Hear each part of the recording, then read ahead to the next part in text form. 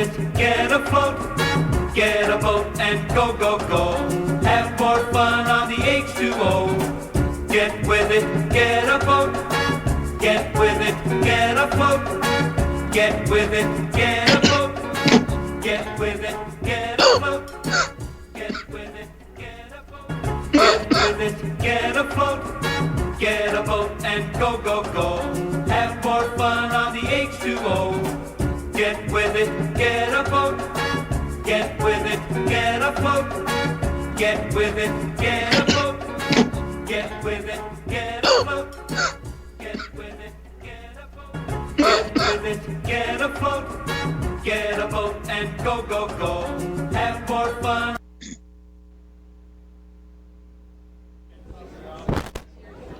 Hi, this is Jordan Ladd, and you're listening to the East Coast Horror Group. Meow!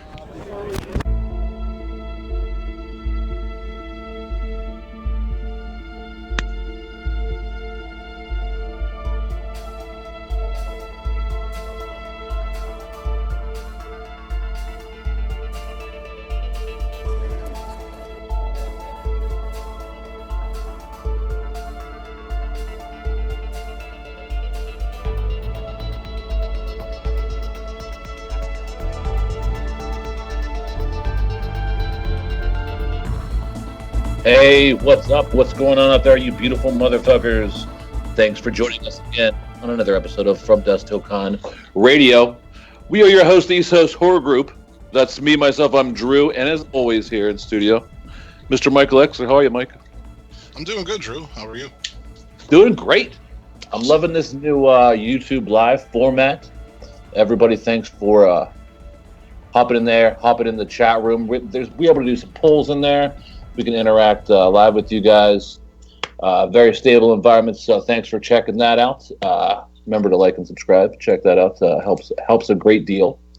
Today we're going to be talking to Mr. Adolfo Dorta from the From Dusk Till Con website. You might know him from. You might also know him as the promoter for Days of the Dead Horror Convention.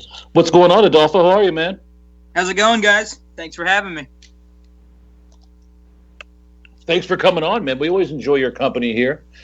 Indianapolis is coming up upon us here very shortly, counting down the seconds. So we're glad to have you on, talk about the convention. Right on. First, before we get into it, just want to congratulate you and Carrie on your engagement. Thank you. Very cool. Thank you very much. Very cool. How was the trip to Seattle?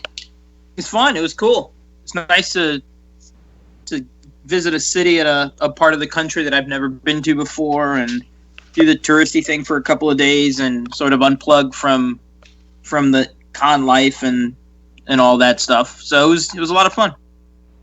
Now I have a question. Drew, are you a Twin Peaks fan? Yeah. Okay. Now I'm not big into David Lynch. Was that like a yeah, like of course, fuck yeah, or like a yeah, I could take it. No, yeah, I watched it a long time ago when it was out, and I dug it. I watched it again whenever I was a little older on Netflix, and I really liked it. I'm a big David Lynch fan. I haven't seen any of the new episodes, though. Oh, okay. You're missing out. I know. Now, I'm not a David Lynch fan. There's just something I just don't get him, so you guys can make fun of me later if you'd like. Listen to this idiot. He doesn't get David Lynch. I'm pumped that the new season of Twin Peaks is out, and everybody seems to be enjoying it. But the one question I wanted to ask you guys as Lynch fans and Twin Peaks fans is there's so much talk about it on social media. People have said, they were drinking their baby bottle watching Twin Peaks back in the day. If it was so popular, why did it take so damn long for it to come back? That's a good question. I don't know. You want to take a stab at it, Drew, and then I'll give you my thoughts? Sure. I think that funding, of course, was an issue. David Lynch is a big name. I'm sure he wanted a platform. He's a very particular individual, from what I understand. And Showtime gave him that platform to kind of use his creativity and make the art piece that he wanted to make. And I don't think another ABC, CBS kind of, a more cable channel would be able to do that. Yeah, I'd have to say Drew pretty much hit it on the nose. But aside from that too, and I'm not gonna I'll try not to spoil anything for Drew, but if you've seen Firewalk with Me, which is like the companion movie that goes along with the show, it's a lot darker. It's a lot more bizarre. It's a lot more mature. And that's sort of what the new season is going for. It's kind of like a natural extension of the movie. And so I don't think that's something, if David Lynch's aim was always to go in that direction and to evolve things from a sort of quirky, surrealistic art house sitcom into, stuff more in line with his films, I don't think that would go over on network television. I think you'd really have to find an outlet like, Showtime, or maybe Netflix would have jumped on it, where they'd be okay with taking some risks and taking some chances. And of course, David Lynch isn't going to do it unless he's doing it his way. But yeah, I mean, I'm enjoying the new season. I'm having a ball with it. I didn't watch it when it originally came out. I've always kind of been hit and miss on Lynch, but with Carrie being a big fan and having somebody to bounce some of the stuff off of, I think that cool. Helps a lot, because there's a lot of, the weirdness and the whole experience, when I think it lends itself to discussion and it lends itself to sharing your interpretation with other people. And it's made me enjoy it that much more. But I won't kill like the beginning of the show talking about Lynch. We'll whore Days of the Dead out and then maybe come back to it later if you guys want. All right, so Days of the Dead Indie. What are we on? Number 23? Is that the correct number of shows? Yeah, 23 is coming up. Shit, we've done this 22 times. That's insane. Yeah. I remember talking to you when we were new. Days of the Dead was new, and we spoke about how many challenges that you had as a startup show, the show that wouldn't work. What challenges do you face that now you're a seasoned show where, you're in sort of the upper echelon with some of the bigger name cons? Are there different challenges, same challenges? What's kind of changed for you on your end? I think for me, it's just been, especially over the last year, balancing out the full-time aspect of being a promoter with just being a person. It's in the last year, I've kind of made it my full-time gig, and I'm incredibly fortunate to be able to do that. But it's a job. It's just like anything else. It's like you go somewhere and you clock in and you put in your 40 hours and you go home. It's a real cool job. I mean, I'm fucking glad that I do this versus what I used to do, but it's still that. And I think sometimes getting other people around you to understand it has been my personal challenge, just because once you, how do I put this without sounding like a douchebag? I think once you see some success, Rick put it best, where he said, a couple shows ago, he's like, start paying attention because people are gonna start counting your money. And what he meant by that is they see success and they equate that with, oh shit, like this guy's giving out free favors, or this guy's like, he could make things happen, or like a lot of the open palms start coming out.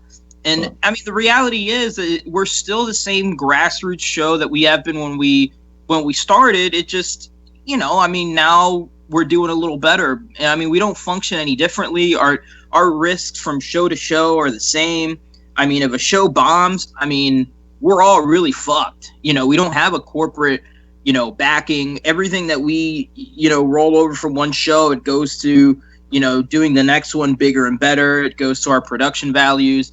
I mean, when we can, we spread it around our crew. We try to invest in our people. We try to, like Harry recently got like $3,000 worth of new sound gear to make us, the panels, the after party sound tip top.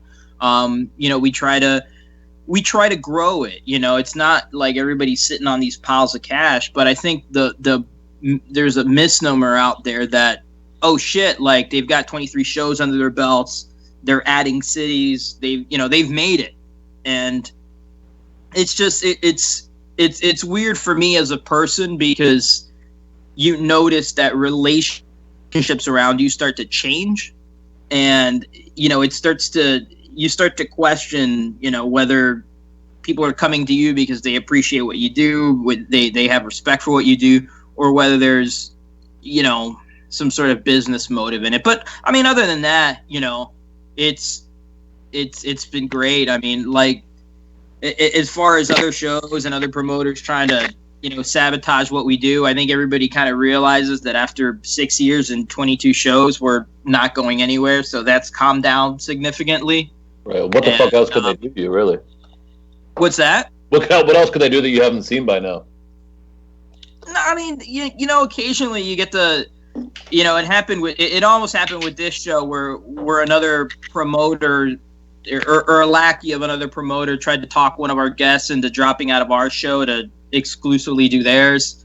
So you still get a little bit of that nonsense from time to time, but for the most part, I think the fact that we've stuck around and, we have a reputation for treating people right and doing things honestly, I think that kind of precedes us now. So a lot of that stuff just, slides off.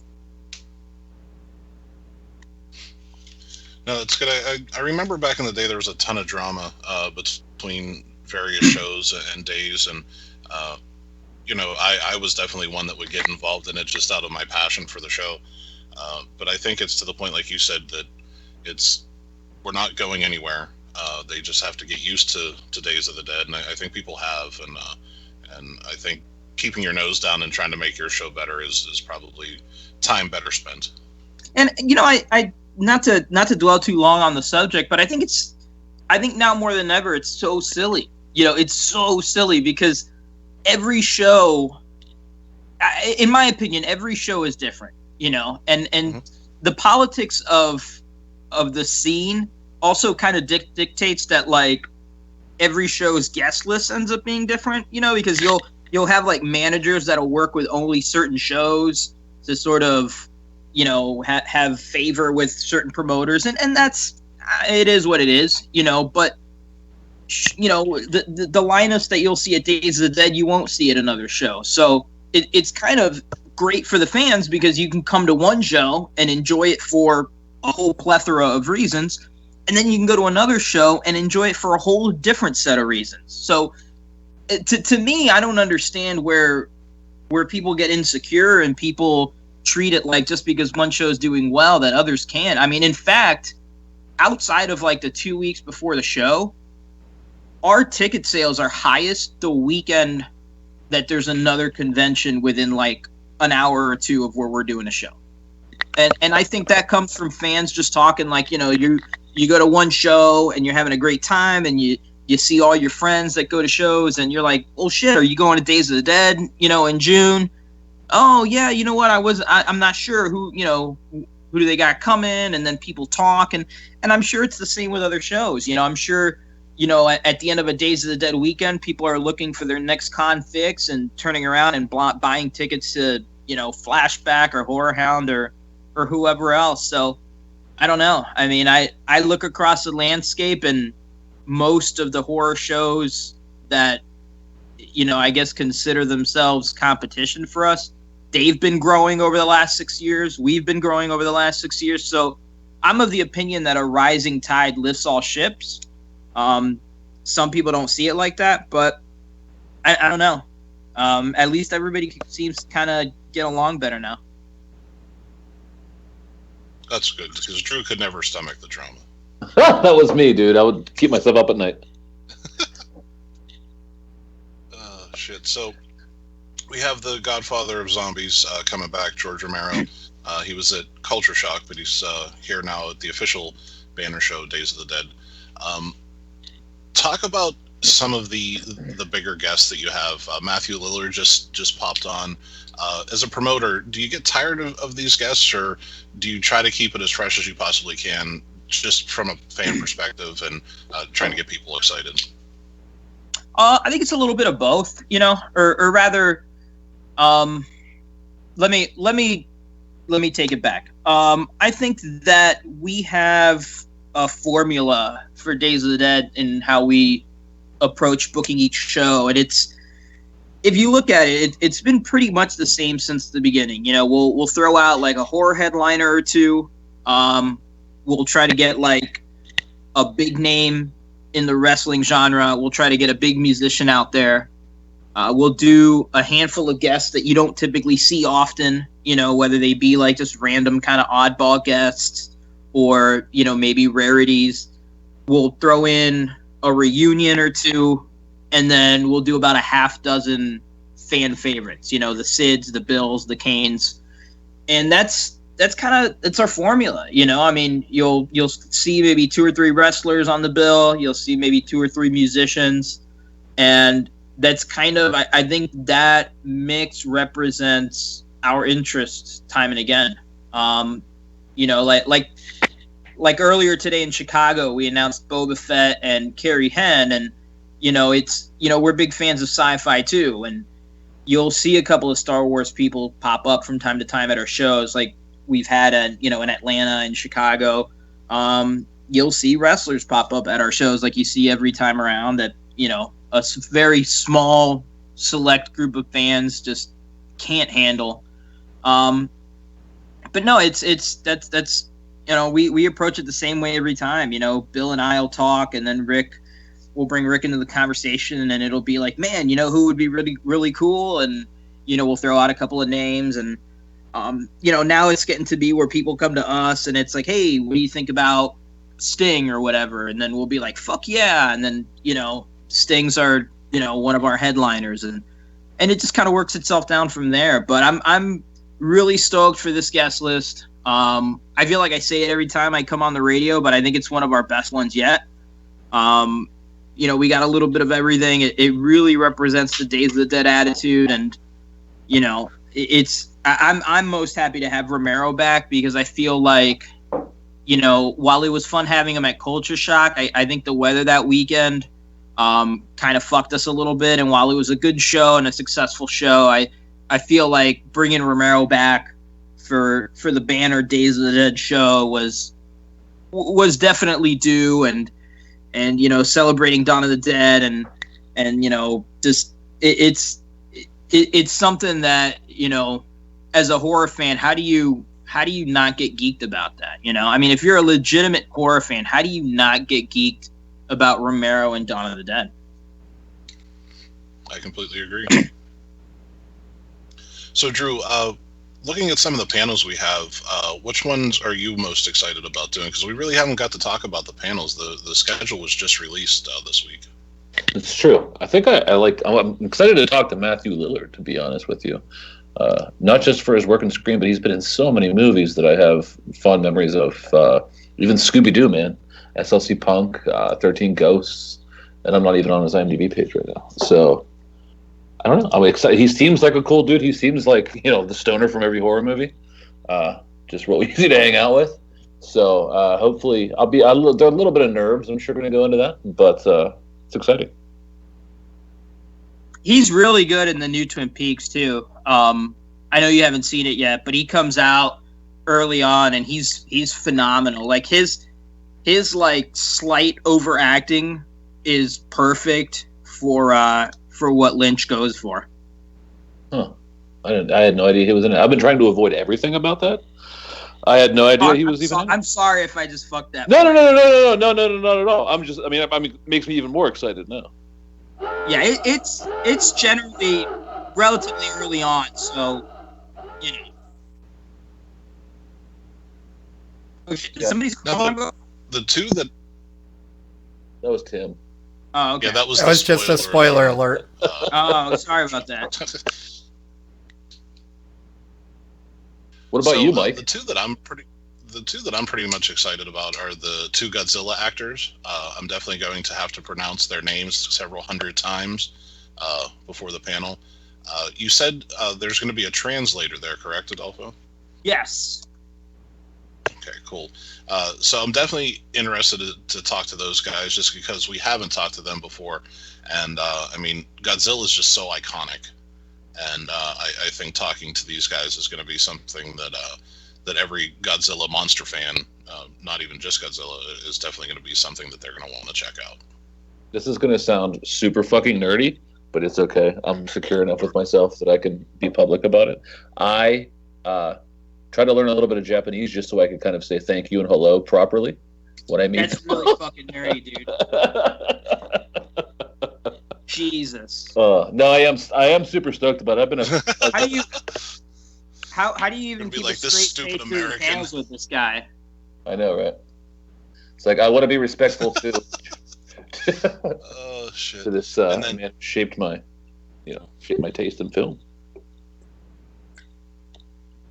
So but I will say that I'm not too familiar with Godzilla 2000, but I am curious to check it out for research. Oh, you're okay. You're talking about with I you know what? I'm gonna totally butcher their names too, but you're talking about Kitagawa. Yes, Kitagawa.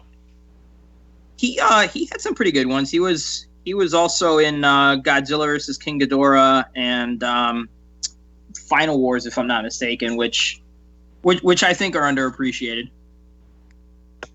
Very cool. It'll be interesting, I think, to get the take of the older Godzilla versus sort of the new wave Godzilla as far as the Japanese films go. So I think that'll be an interesting discussion that I'm pretty excited about. 20 years of Strangeland. D. Snyder will be there, so that's a lot to talk to him about as far as the Rock career as well as Strangeland, which a lot of people really do dig. So I'm kind of excited about that as well. Yeah, D's always he's a character, man. He brings so much energy to every time I've seen him speak on anything, and he did that panel in Atlanta too, where he was actually the moderator, and I think he pretty much stole the show. But I mean, it'll be good to get see him one-on-one with you guys. And then one sort of final thing on the guest list, and we'll get back to some questions, is Larry Zerner is going to be there from Friday the 13th, Part 3. And he played, obviously, Shelley in the series. And Friday the 13th is sort of my franchise, my go-to franchise. I think it's super cool to have him here because not only he doesn't do a lot of conventions, but we're literally going to have the guy, going from the sack face guy with Dash to the guy that legitimately brought Jason his hockey mask. So I just think that's really cool that he's going to be there, and I believe is he going to be part of the Friday the 13th panel? Yes. All the we also have Adrian King on the show. We're just going to throw them all on the same panel and have you guys just batter them with questions about the franchise. No, that'll be cool because it's sort of a different take because we've all heard what Kane has to say and some other folks on the franchise, so it's always good to get a different take on from different actors on the franchise. So that'll be super cool.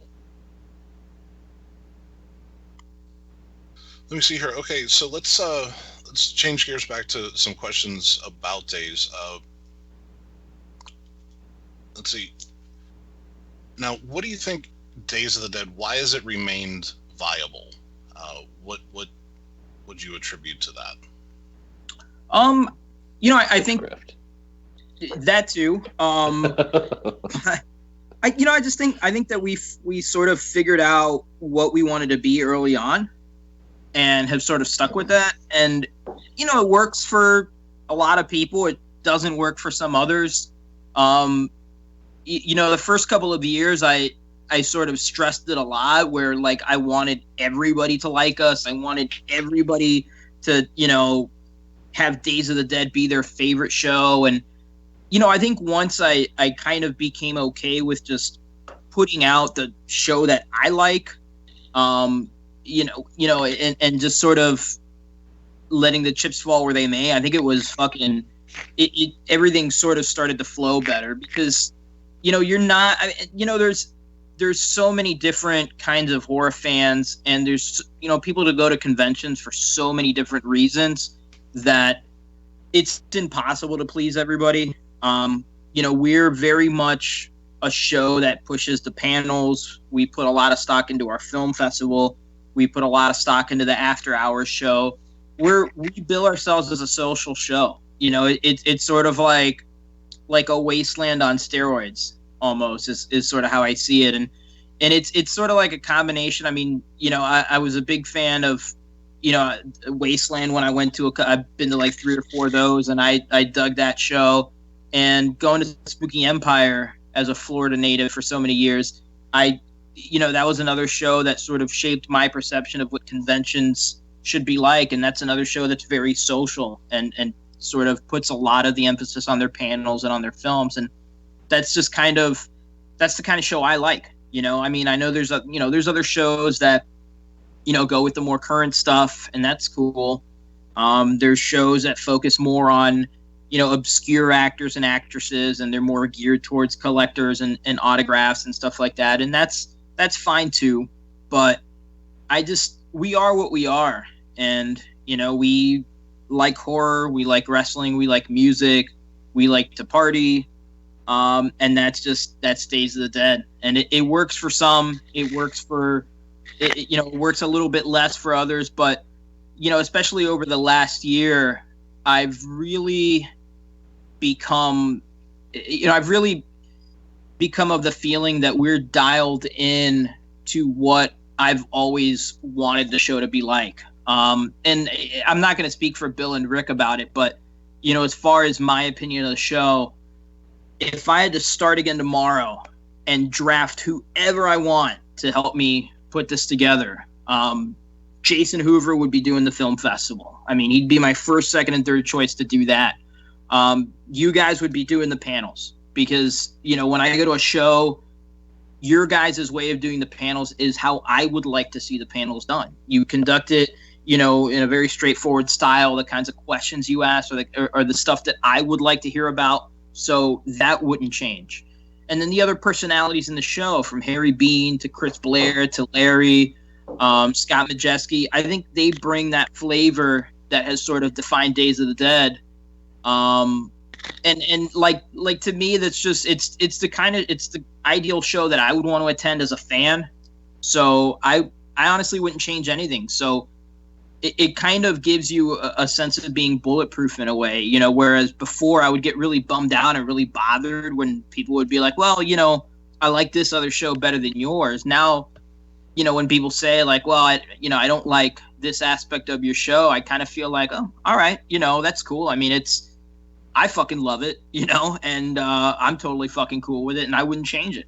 So it kind of gives you that sort of, I don't know, like criticism is real hard to sting me. Like, unless I really feel like we fucked up somewhere, it doesn't bother me. Like, when people nag us about wrestling guests, it's like, dude, fucking, I love the wrestling guests, a lot of other people do too, but we really dig having those guests. So, I mean, if it's not your thing, it's not your thing, but we're happy about it, and we're really proud of where we've come with our show. So it's, it is what it is, For sure. Where do you see Days of the Dead heading in the future?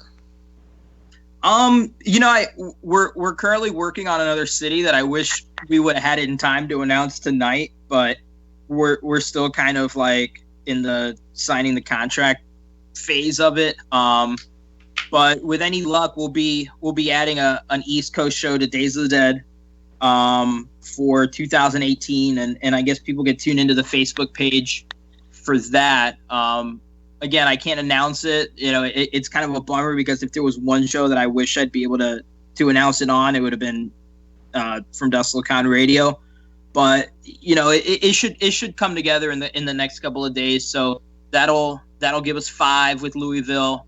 I don't see us going back to LA in the foreseeable future, just because it's so far off from our fan base, and it involves so much travel, and like I can't do the shows without our guys, without our crew of volunteers, our people like Ed and Cesibus and yourself and the Joachims and the Ingalls. Like, I feel like we need them every show. And just flying everybody out to LA and, having everything coordinated with everybody's schedules, it's such a pain in the ass that I think we're probably going to stick more towards the Midwest and the Southeast moving forward. But, with any luck, Days of the Dead will have 5 shows in 2018. And, I mean, that's just kind of where we're going. We're just going to keep growing. And, with any luck, people will still keep following us, I feel like our crowd is very distinct. Like, I go to a lot of shows and I have for many years, but I've never known a convention to have people travel from all over the country for every show. Like, there's people that I see at literally every fucking Days of the Dead show, whether it be Atlanta or LA or Chicago or Indy or whatever. And that's wild to me. I mean, I don't know what it is. I don't know if it's just, they appreciate the vibe or what, but I mean, there's some diehard motherfuckers that go to Days of the Dead. I mean, there's people, if you were to go ahead and ask, like, on our Facebook page right now, there's people that'll tell you they've been to 8, 9, 10, 11, 12 shows. And that blows my mind. And I'm fucking forever thankful for it. And, I just hope that moving forward we can do more to please those people and more to let them know that they're appreciated. Right on. So there were 2 announcements that you wanted to get to, and I wanted to make sure that those happened. So I'm going to give you the floor on the first one. Why don't you go ahead and hit us with that announcement? Yeah, right on. The first one, we're going to be doing it's going to be debuting in Indy, and it's going to be a Days of the Dead Hall of Fame. And it's going to be more something for us to honor a lot of the celebrity guests that we've gotten a chance to work with over the years that have become like family to us, as well as some of the people in the indie horror scene that, have been very good to us as well. And what we're going to do for the first year is we're going to do one presentation of the Days of the Dead Hall of Fame, one induction at every show that Days of the Dead goes to. So we'll be kicking it off in Indy, then we're going to go to Louisville, then Chicago, then Atlanta, and then the other show that I can't announce yet, and then back to Indy. And at each stop along the map, we're going to go ahead and we're going to induct one celebrity guest into the Hall of Fame, and then one person from the indie scene, whether it be a filmmaker, an artist, somebody in the horror media, what have you. And I think what we'll do for your listeners, if everybody can swear themselves to secrecy until we make the official announcement next week, I'll go ahead and even reveal who we have in the plans to announce, if that's okay with you guys. Absolutely. Yeah, right on. So I'm gonna go ahead and just take everybody that's listening at their word, and maybe you can sort of pinky swear to the air that you're not gonna run and tell Facebook about it until we get a chance to officially announce it tomorrow, or not tomorrow, but next week. But for our first round of Hall of Fame inductees, we thought that it would be very appropriate to induct Sid Haig, who is a film icon in his own right, but he's been at pretty much every Days of the Dead show that we've ever done since the first one, and has grown to be a big part of our family. We were gonna go and do like an honorary induction for Roddy Piper, who was also a very big part of our family. He was at our first ever Days of the Dead show, did quite a few, and I often tell people that if it wasn't for Roddy Piper, there might not be a Days of the Dead. He was one of our headlining guests the first show, and I feel like the energy that he brought to that first one in Indy, and just the crowd reaction from him, is what really kind of hit it out of the park for us and really put us on the map. So, it would be a big mistake, I think, to not honor Roddy. And this is finally going to give us the chance to do that. And then for the independent honoree, we were going to go ahead and throw Jason Hoover in there, who has been with us since the first show. He did the first two as a vendor, and then he took over our film festival programming after that. He's been to every single Days of the Dead show. He's done more for the independent scene than anybody in the last 10 years. And I think he's probably the main catalyst for independent horror in the country. The stuff that he's doing, he's following in the footsteps of, guys like Fred Vogel before him, and just keeping like a dying scene alive. If it wasn't for Jason Hoover's work, the indie scene would be even more so on life support, I think. And he's had like such an impact, and along with all the filmmakers that he's brought to Days of the Dead, like like Jason Tostovan and Brian Williams and Scott Shermer, all guys who are going to be appearing in Indianapolis. But Hoover, man, he's done more than just about anybody I can recall. And so it was for the first Hall of Fame induction, we were gonna throw Hoover out there and just fucking give him the credit that he's always trying to fucking skirt, because that guy cannot take a fucking compliment. Yeah, for shit. That's true. But he deserves it, man. He's a fucking great dude. Yeah, he's all right. So yeah, that's the Hall of Fame angle. It's not. It's something more for us, but it'd be cool if fans can appreciate it. And it's just. We've messed around with different ideas in the past. We did the Days of the Dead Awards in LA. We did the Indie Horror Awards in Indy a couple of years back, and we've been trying to find a way to just honor other people. And I think this is kind of a good way to do it. Just having sort of like a Hall of Fame where we just sort of pay tribute to people that have been good to us and have been good to the scene. No, it's very cool. I think it's a good idea. And especially, I think Sid's a great one for the first one. Like you said, he's been a part of Days since the beginning, and hell, I consider him family. I don't think there's anybody that we've interviewed more than Sid, and I couldn't be more happy about that. Yeah, man, Sid's awesome. And I think the fact that he's such a presence at our show as well as so many other shows, I think people almost underrate him. I think the fact that he makes himself so accessible kind of I don't know, not to like sound like I'm putting price tags on people, but I think it almost like diminishes his stock in some fans' eyes, as weird as that sounds.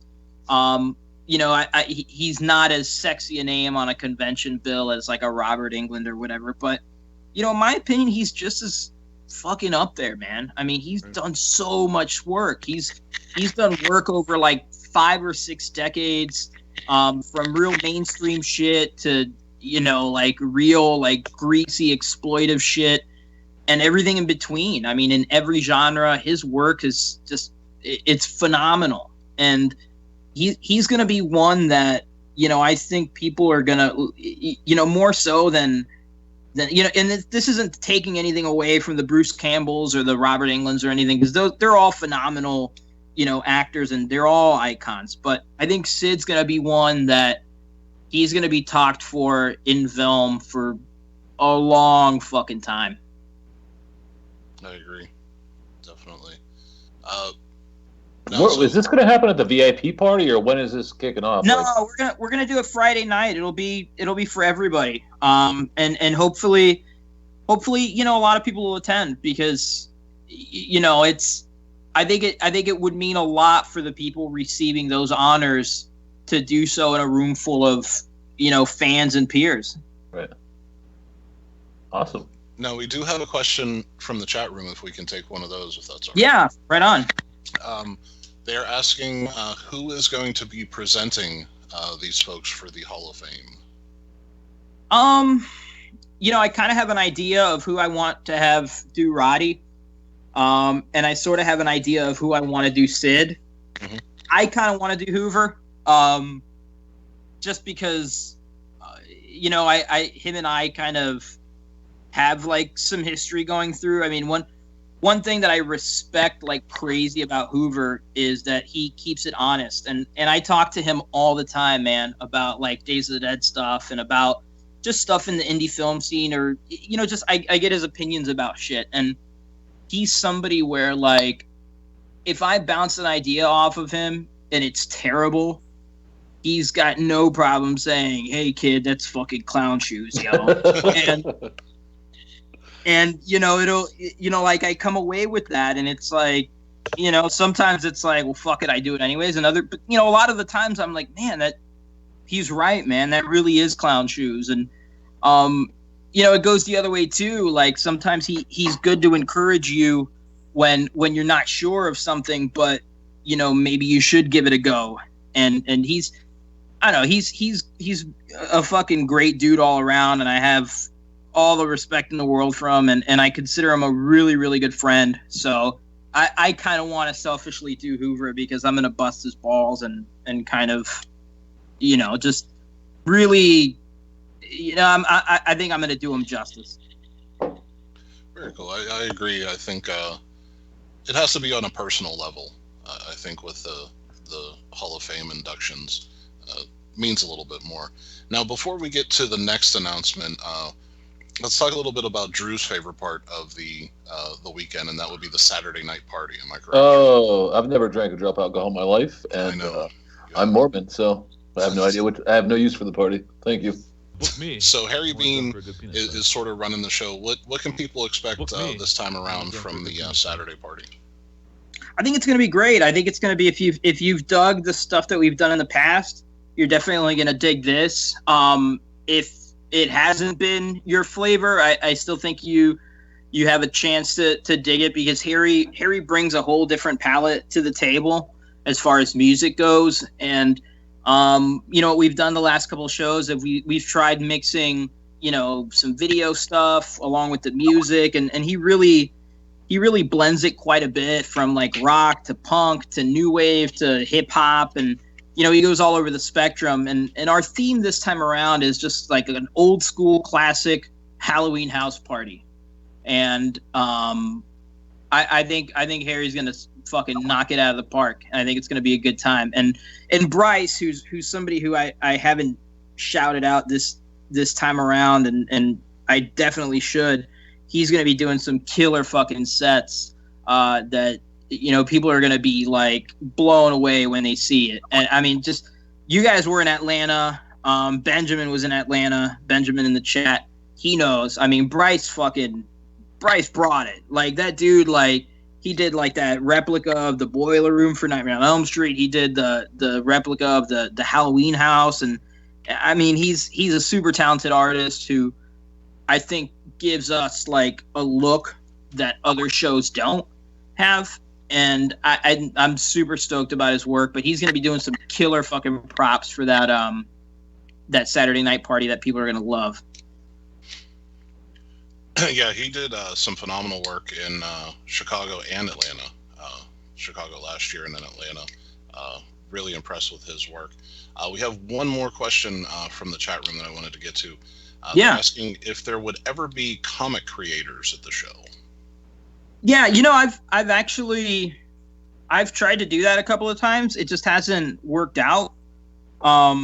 Particularly with horror comic creators.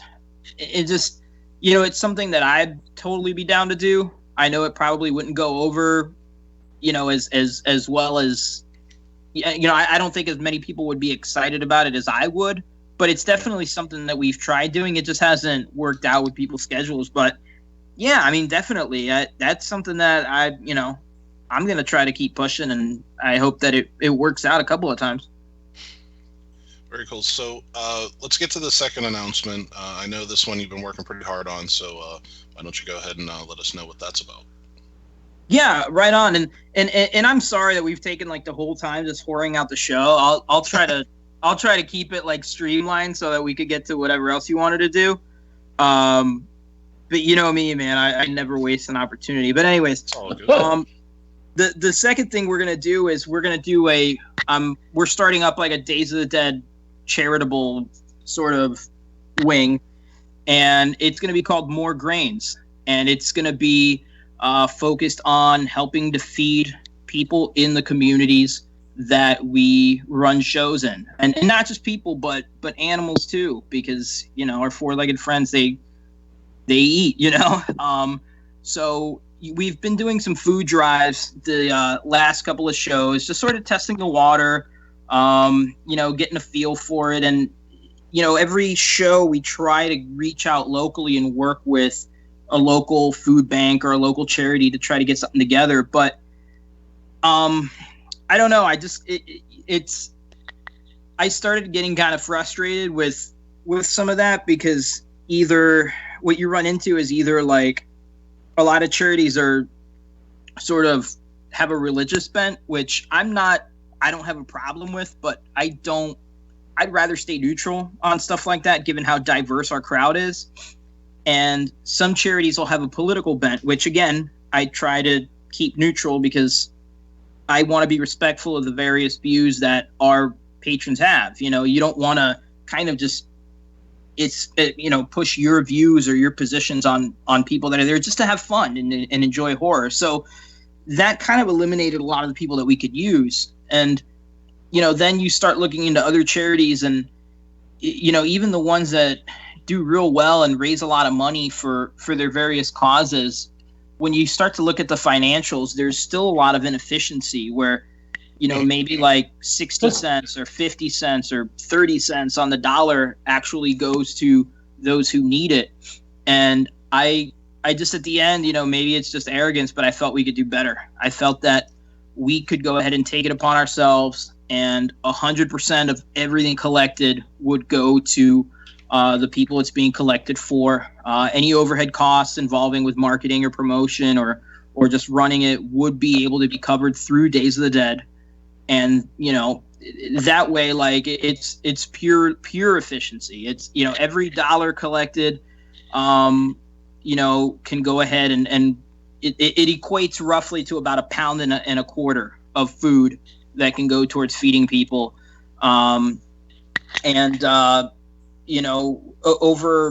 in Chicago, this last show, we raised enough money and enough food to provide 551 meals to hungry families for the holidays. In Atlanta, we did 466 meals, and my goal for the rest of the year is to hit 2,000 meals served by the time we get through Chicago. So between Indianapolis, Louisville, and Chicago, I want to do another 1,600 meals worth of food to help out the people in the various communities.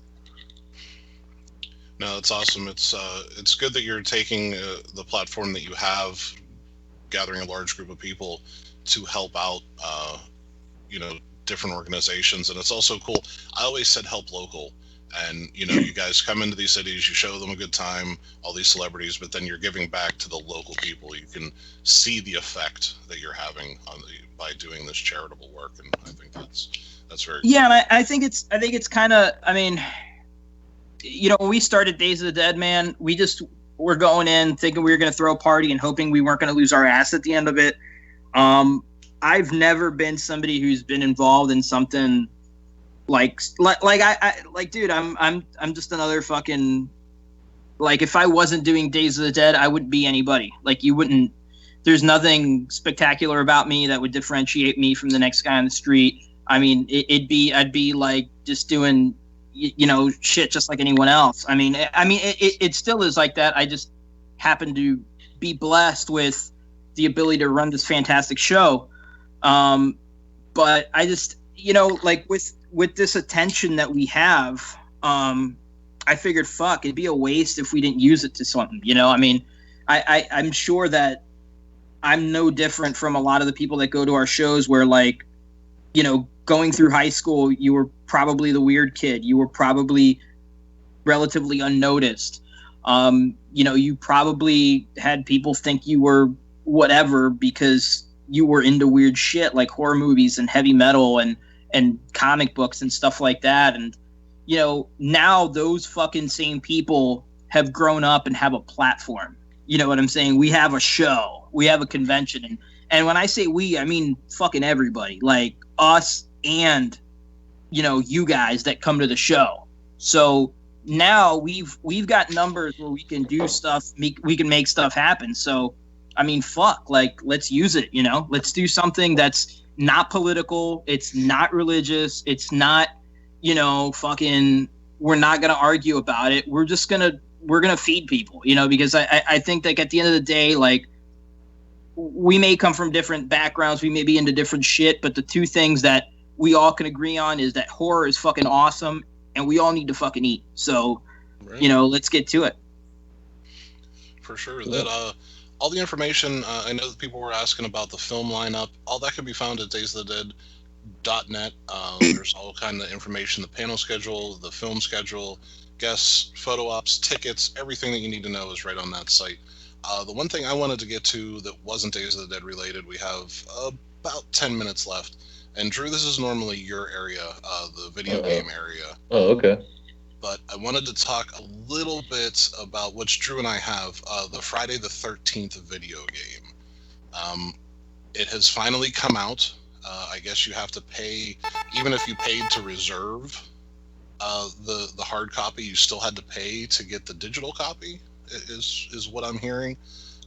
The reviews have not been great. So what do you guys have been hearing, and would you even attempt to play this game at this point? Adolfo, I'll let you go ahead and take this, because I have some things to say. You know, I haven't played it. I was interested in checking it out, but I'm sitting on the sideline waiting for them to get their stuff together, just because, you know, firstly, like, something that's multiplayer only kind of doesn't really appeal to me. I know it's a big thing. I know a lot of people are into that, but the way that they've described the way the multiplayer works in the game, like, it's just not something that would be up my alley. Like, I would kind of if they did like a fucking Grand Theft Auto type game where you could be Jason and just go around and hack people, I'd be totally happy with that.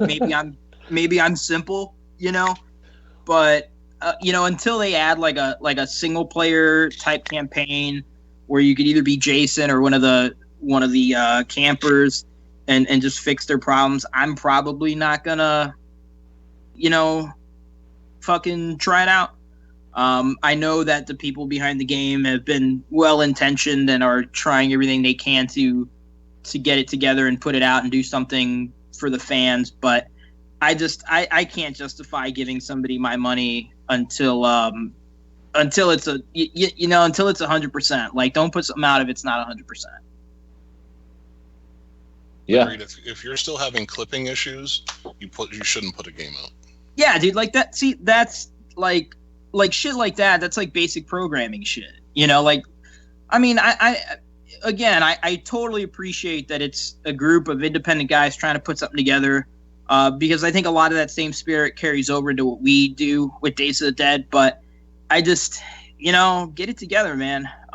You know, if you're gonna do something involving like Friday the 13th, if you're going to get Tom Savini involved and Kane Hodder involved, and you're going to represent one of the biggest franchises in horror, come correct. So, Drew, what are your thoughts? I know you have many on this game. Well, yeah, I have kind of followed it because, besides horror games, my favorite thing, movies. I am a big fan of video games as well, obviously. So, and I kind of just thought it was kind of stuck in development hell for a long time, and you can tell they had a lot of pressure to rush it out because, like you said, there was a lot of just basic QA issues with the game. I think that it should have been, you know, work out the bugs on PC, put it out on Steam, early access, and let people play around with it, you know, on Steam for a couple of months until you get it ironed out, and then go through your certification process for Xbox and PlayStation and all that, because I mean, you can tell they didn't have time to transfer to those platforms at all. They didn't really take the time to do it. They were being rushed by someone, even though it was crowdfunded. It raised a couple of $1 million. So why they would put out an unfinished game, I don't really understand. And then, yeah, like you said, to charge $40 for a multiplayer only game. I'll give them credit for not charging 60 like everyone else had, like Evolve, like Star Wars Battlefront, that only give you multiplayer campaigns to play with.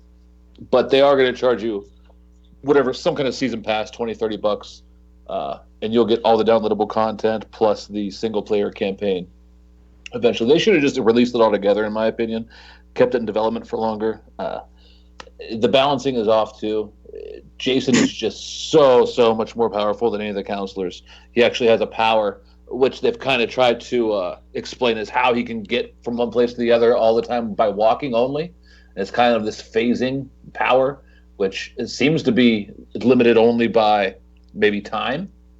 And what I've seen, Jason can use this power, several times, and it just puts him directly behind the counselor, and it's basically a one-hit kill every time. So Jason can teleport? Yeah, Jason teleports all the time, and it literally puts you directly behind the counselor, kill shot, I've never seen more than 4 people escape from a game. So there needs to be some balance fixing there. The graphics aren't as good as they could be. I mentioned Dead by Daylight, I think, in a post on Facebook, but it's hard not to compare it to that game because that game did come out in early access and was a hit on Twitch, and it's still in the top usually 20-25 games being broadcast on Twitch at any time. So yeah, I mean, I'd like to check it out sometime, but it just I don't know. I like you say, it sounds like there's a lot of problems going on, and it's just, I don't know. I'd rather let them work it out and stuff before going in. But I think one of the things too that kind of turns me off is like the need to with the multiplayer to where well, if you get killed, what do you do for the rest of the round? I mean, you gotta just sit around on your hands until everybody else dies. You sit in a chat room with other people who have died. Oh, so you just fucking wait. Yeah, you sit and spectate, and that's it, because you can't talk to the counselors because that's cheating. And No shit. Yeah, and you can only talk to the other counselors if you pick up the walkie-talkie item. So that's the only way of communication between the people. Other than that, it takes about 2.5-3 minutes every time you want to start a game, which kind of sucks. So if I sat down and I played this game for an hour, how many sessions do you think I would play, and how much of that time do you think would be spent playing versus in a chat room?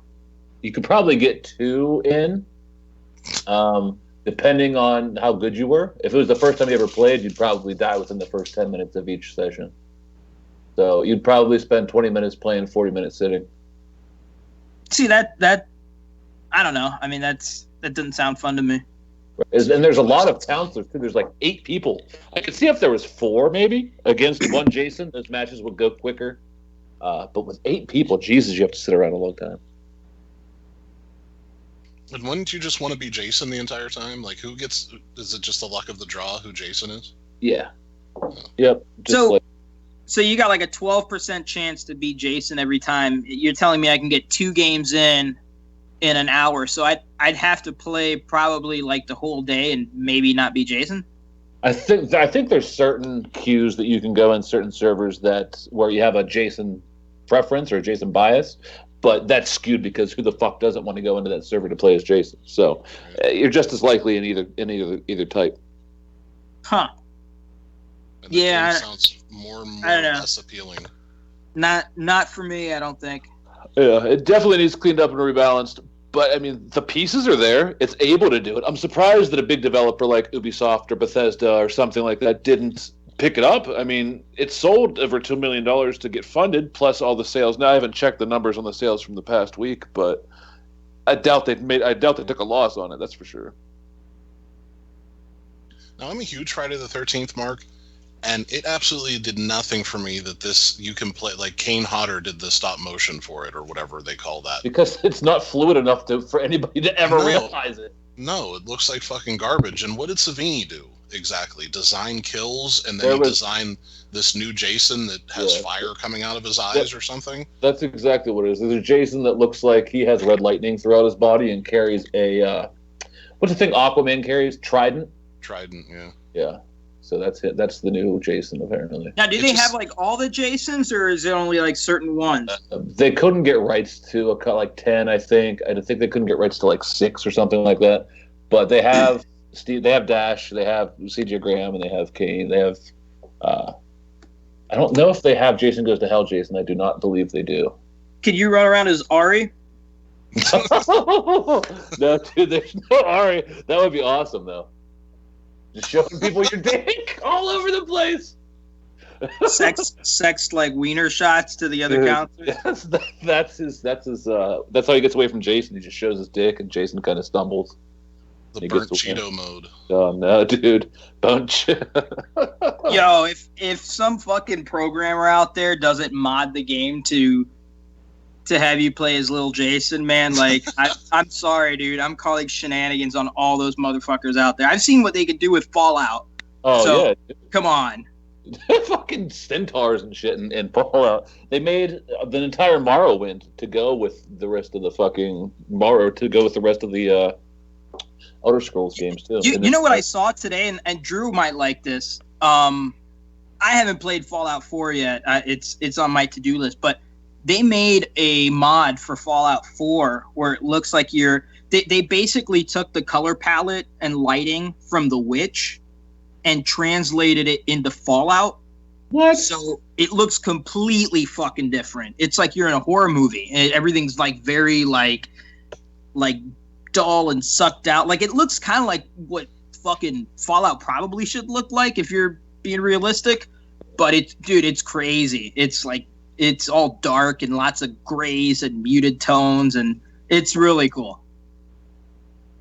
Huh? Yeah, I have to check that out. That's yeah, cool. look at like Google it or something when you get off the air. Look it up. It looks really cool. I saw it popped up in my Facebook feed today on one of the the GameStop website or some shit. Nice. Well, at this point, we're running out of time, but if you enjoyed this, definitely go to eastcoasthorrorgroup.com and check out all of our free content. Go to the YouTube channel, subscribe, share that with your friends. Go to fastcustomshirts.com and buy a East Coast Horror Group t-shirt and help us pay some of the bills. That would be cool if you could. You know what? I want to ask the people that are in the chat now. I see a couple of people are filing out because it's the end of the show, but if they haven't bought an East Coast Horror Group t-shirt, then they need to go ahead and do that. And I want to see them wearing it at Days of the Dead Indianapolis. That's right. If you wear one to one of the panels, you're guaranteed to ask a question. So, there you go. Yep. And you're guaranteed to look mighty fine. That's right. That's right. So, Adolfo, thank you for coming on again. We will definitely have you on for the Louisville show. And maybe just have you on to bullshit again. Right on. Definitely appreciate that. daysofthedead.net for all your ticket information. And with that, Drew, take us on out, brother. Hey, thanks for watching another episode of From Dusk Till Con Radio. For the cons, creeps, and culture that you can stomach. I was really shouty there at the end, huh? You were. That was intense. That was really intense. I felt the passion. Yeah, you did. Oh. That was my dick. Ew. Was your dick talking? Yeah. Wow. Can't get through an episode without him talking about his dick. From all the sounding, dude. It's just so big, it's like a mouth. Look me. True.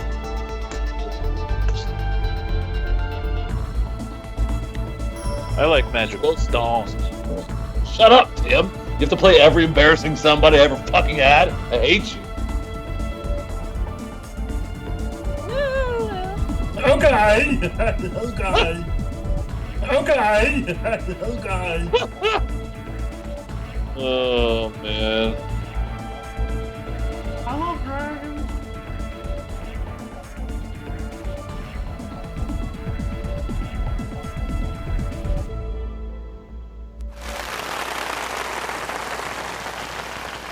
I'm not gonna play. Dude, I had a plus.